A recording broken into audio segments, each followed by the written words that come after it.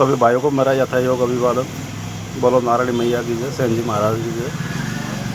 सर्वप्रथम आप सभी समाज के प्रबुद्धजनों को मैं दिल की गहराइयों से बहुत बहुत धन्यवाद देता हूँ कि कल आपने मेरे जन्मदिन पर मेरा जो हौसला बढ़ाया, मेरे को जो प्यार दिया, मान सम्मान दिया, इसके लिए मेरे पास किसी प्रकार का शब्द नहीं है। कोशिश की थी मैंने पंपलेट के जरिए आप सभी को अपने विचार व्यक्त करने की,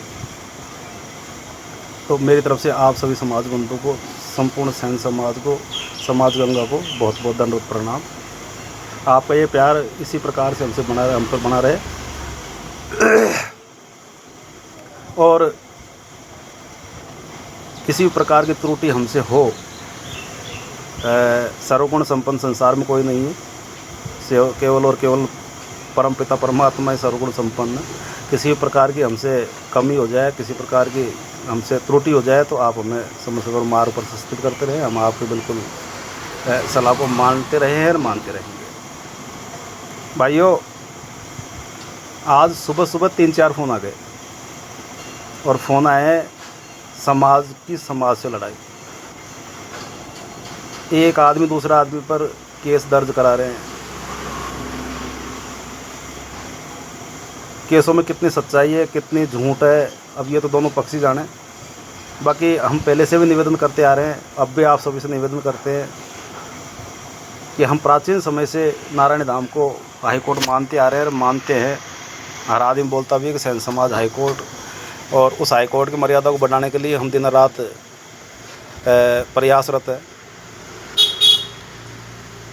भाइयों, हम पहले भी निवेदन कर चुके हैं, हर बार करते भी है कि जिसको हाई कोर्ट हमारे पूर्वजों ने घोषित किया था, उस हाई कोर्ट की मर्यादा को आप सब भाई भी यथास्थिति में बनाए रखें।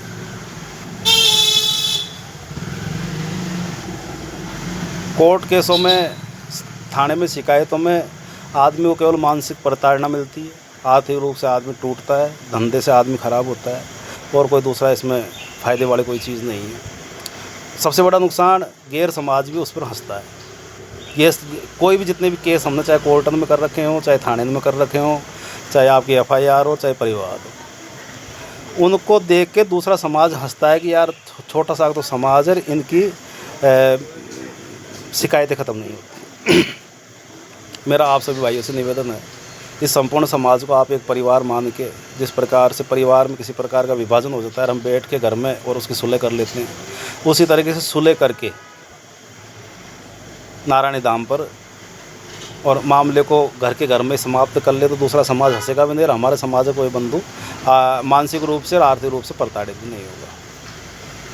तो मैं आप सभी भाई बंधुओं से विशेष निवेदन करूंगा कि 25 जुलाई शनिवार को नारायणी धाम पे वही हर महीने की बात ही बड़ी एकादशी के नाते हम साफ़ सफाई भी करते हैं और समाज के विचार विमर्श भी आपस में करते हैं। एक दूसरे का हम क्या नाम से सुझाव भी लेने की कोशिश करते हैं, कोई कमियाँ है, त्रुटियाँ उसको सुधारने की कोशिश करते हैं।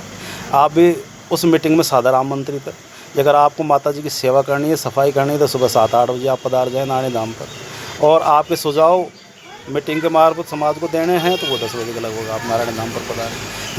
किसी भी प्रकार के अनर्गल बयानबाजी, केसबाजी, FIR वगैरह ये सारी की सारी आप नहीं करके और एक जातजम पर बैठकर सुधार की बात करें तो बहुत अच्छा रहेगा। ये सुझाव आप सभी समाज बंधु जो हमारा वीडियो सुन रहे हैं, देख रहे हैं, वो मानने की कृपा करें। नारायणी धाम और समाज की एकता को कायम रखने में हर किसी आदमी का सहयोग प्रार्थनीय है, अनिवार्य है।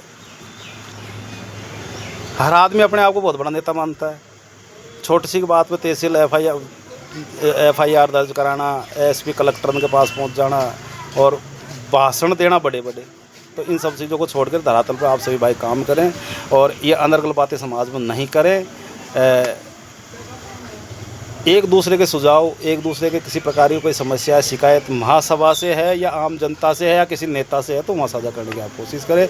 25 जुलाई को आप नारायणी धाम 10 बजे तक आवश्यक रूप से पहुँचे, ये मैं आपसे विनम्र अपील करता हूँ। बहुत बहुत धन्यवाद।